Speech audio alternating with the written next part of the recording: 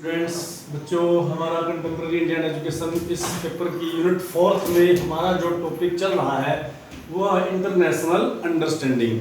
कल हमने इस पर काफ़ी डिस्कस किया था कि इंटरनेशनल अंडरस्टैंडिंग क्या होती है, क्या इसकी नीड एंड इम्पोर्टेंस है बच्चों, और जो है इसमें टीचर का क्या रोल हो सकता है, एजुकेशन इसमें क्या रोल अदा कर सकती है, और इसमें करिकुलम किस प्रकार का रोल अदा कर सकता है। तो वो सब बातें बच्चों कल हम इसमें डिस्कस कर चुके हैं। आज हम इसमें डिस्कस करेंगे ways and means for international understanding. ऐसे कौन से साधन है, ऐसे कौन से तरीके हैं जिसके कारण हम जो है बच्चों के अंदर इंटरनेशनल अंडरस्टैंडिंग या सूझबूझ को, अंतर्राष्ट्रीय सूझबूझ को बच्चों के अंदर, छात्रों के अंदर, देशवासियों के अंदर विकसित कर सकते हैं।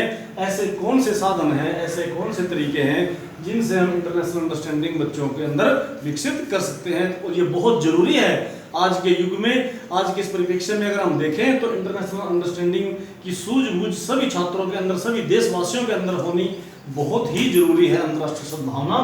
तो इसके लिए हम क्या क्या कर सकते हैं बच्चों? सबसे पहले तो रियलाइजिंग द इम्पोर्टेंस, इस इंटरनेशनल अंडरस्टैंडिंग की जो इम्पोर्टेंस है, जो इसका महत्व है, वो आजकल सभी छात्रों को बताया जाना चाहिए कि बच्चों केवल और केवल अपने देश को ही महान मानना, अपने ही देश को, ठीक है, अपने देश का सम्मान करो, अपने देश को महान मानो, लेकिन दूसरे देश की भी एकता अखंडता का सम्मान करो, उनकी भी संस्कृति और सभ्यता का हम सबको सम्मान करना चाहिए। तो बच्चों इस प्रकार सबसे पहले छात्रों को जो है इस इंटरनेशनल अंडरस्टैंडिंग की आज के युग में उपयोगिता, महत्व बताया जाना चाहिए। ये बहुत जरूरी है आज, क्योंकि कोई भी राष्ट्र आज अकेला रहकर प्रगति नहीं कर सकता, दूसरे राष्ट्रों के साथ ही मिलकर आगे बढ़ सकता है। दूसरा बच्चों कहा रिफॉर्मुलेटिंग एम्स ऑफ एजुकेशन, इसी के संदर्भ में हमें शिक्षा के उद्देश्यों में भी बदलाव लाना चाहिए। शिक्षा के उद्देश्य भी जो है आज के युग में जो है वो इंटरनेशनल अंडरस्टैंडिंग को ध्यान में रखकर ही बनाए जाने चाहिए, जिससे छात्रों के अंदर जो है अंतर्राष्ट्रीय सद्भावना का विकास हो। ऐसे हमारे शिक्षा के उद्देश्य होने चाहिए। और कहा ऑर्गेनाइजिंग इंटरनेशनल कॉन्फ्रेंसेस, हमें अंतर्राष्ट्रीय स्तर पर कॉन्फ्रेंसेस आयोजित करनी चाहिए, जिससे जो है लोगों का आदान प्रदान वहाँ पर हो, और लोग जो है दूसरे के ज्ञान को सीखें, अपना उनको सिखाएं। तो इस प्रकार जो है ऑर्गेनाइजिंग इंटरनेशनल कॉन्फ्रेंसेस भी की जा सकती हैं। और बच्चों कहा change of teacher and students, हमें अंतर्राष्ट्रीय स्तर पर टीचर्स और स्टूडेंट्स का जो है वो आदान प्रदान करना चाहिए। बाहर के दूसरे देशों के टीचर्स को अपने यहाँ बुलाना चाहिए हमें, और हमारे टीचर्स को बाहर जाना चाहिए, जिससे उनकी संस्कृति सभ्यता को हम जान सके, हमारी संस्कृति, हमारे रीति रिवाज, हमारे तौर तरीकों को वो लोग जान सकें।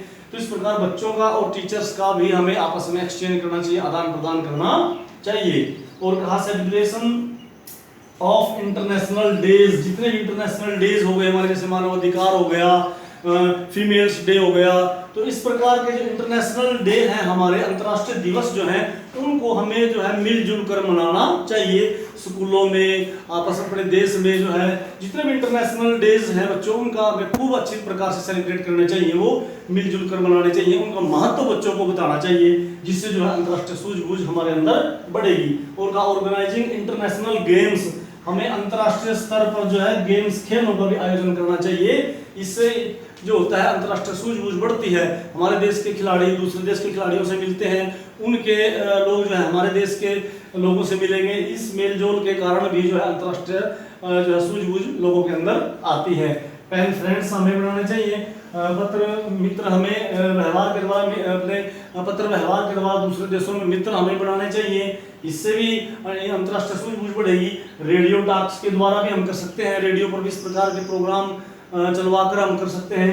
टीवी प्रोग्राम्स के माध्यम से भी बच्चों हम टीवी पर इस प्रकार के प्रोग्राम्स दिखाए जाने चाहिए, जिससे दूसरे देशों की संस्कृति सभ्यता, उनके आचार विचार हमें जो है देखने को मिले, उनके जो भी उनका कल्चर है उसको हम अच्छी प्रकार से देख पाएँ, हमारा कल्चर वो लोग देख पाएँ। तो टीवी पर इस प्रकार के प्रोग्राम्स दिखाए जाने चाहिए। इन्विटेशन टू फॉरेनर्स, हमें बच्चों विदेशियों को भी बुला सकते हैं, अपने किसी भी कार्यक्रम में हम विदेशियों को इनवाइट कर सकते हैं, उनके कार्यक्रम में हमें जाना चाहिए। तो इस प्रकार इस आदान प्रदान से भी जो है अंतर्राष्ट्रीय सूझबूझ जो है लोगों में बढ़ेगी।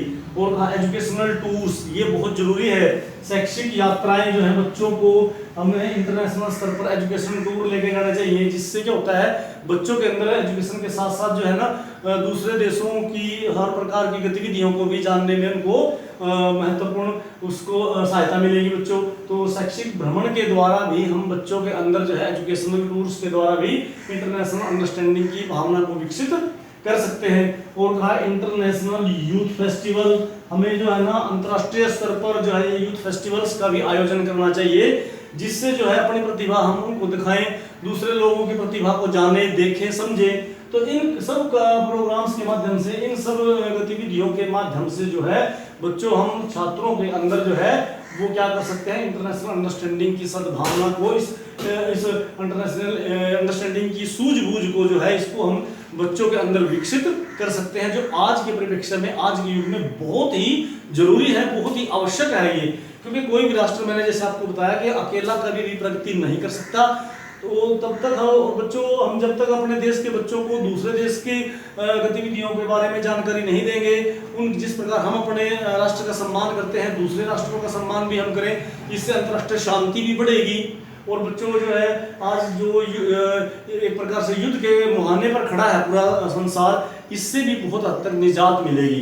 तो इसलिए बच्चों जो हमें सारी पृथ्वी को ही अपना परिवार मानकर अगर चलना है, तो ये सब बातें जो है हम अपने छात्रों को, अपने बच्चों को पहले से ही बताएं, जिससे जो है ये इंटरनेशनल अंडरस्टैंडिंग की सद्भावना जो है लोगों के अंदर विकसित हो। तो मैं ऐसा करता हूँ कि ये विषय आज आपने अच्छे से जाना होगा।